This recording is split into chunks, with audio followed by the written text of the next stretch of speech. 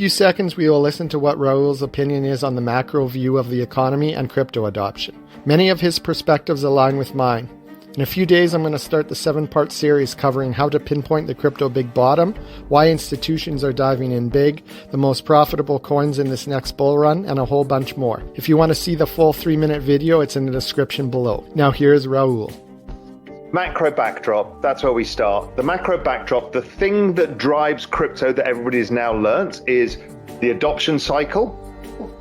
So how many people are adopting? And we're seeing, for example, the number of wallets in Ethereum and stuff go up, but the overall activity of these networks are pretty stable. They came down from peak, they've remained stable, and that's why the price action's been sideways, trended lower in the summer as we had all of the CeFi shocks. But the main driver of all of this is liquidity. Liquidity drives all financial markets. Liquidity, for the definition here, would be the kind of ease of which money flows around the system. And I can use money supply growth, M2 growth globally. And obviously with the central banks all jacking up rates and shrinking their balance sheets, what they're actually saying to you is we want to take liquidity out so you guys can't do as much speculation. Now, what that means is things like your credit card rate goes up, your mortgage rate goes up, you've got less money to spend on stuff. So liquidity, your liquidity has been taken out of your pocket. And it's the same for everybody, particularly because there's so much debt in the system. However, our job is not to live in the present. Our job is to live in the future. And we need to understand where the future lies. So Stan Druckenmiller importantly said that the job in macro is to see 12 to 18 months out, because the asset markets tend to price the future. So right now we can hear people all on Twitter saying, we're going into a recession. It's clear there's going to be another leg down in equities because they need to price in the recession. That's assuming that everything operates in real time, but it doesn't.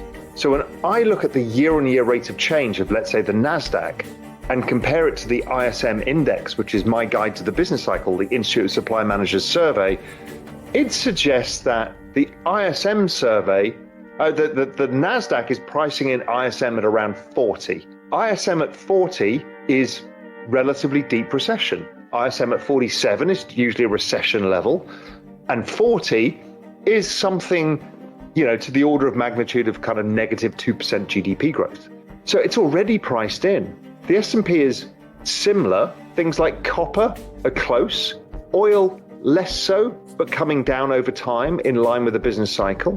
The exponential age stock, so the long end of technology, the ARK style investments, they priced an even deeper recession. So they got down to about 35 in the ISM, which was very, very low.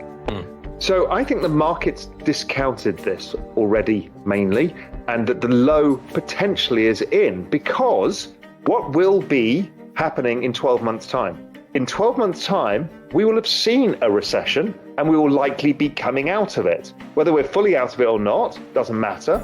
A recession at some point in the future means that the Federal Reserve will stop hiking and will stop shrinking the balance sheet.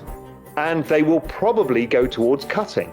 In the future, in 12 months' time, the probability of inflation being, at 8%, is extremely low because of the year-on-year computational differences and the fact that oil, copper, freight rates, everything has come down massively.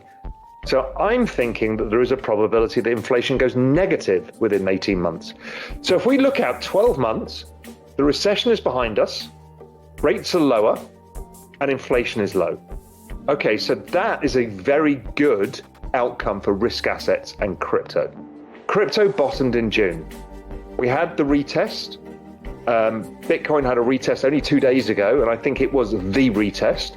So my DMARC indicators, which I use mainly for my technical analysis, gave me that signal. ETH had a much stronger signal in June, and I started finding as much money as I could under the sofa anywhere to start investing, adding to my positions. I never sold anything.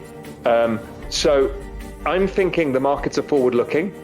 I think the sentiment is extremely bearish, and we're going into a potential change in the macro. Does it happen this month, next month? Don't really care. So you've got people who are frustrated who wanted to invest but couldn't because of ESG and Bitcoin. The ETH merge, they're waiting for it to happen. ETH now has a yield. A lot of institutions don't own gold because it doesn't have a yield.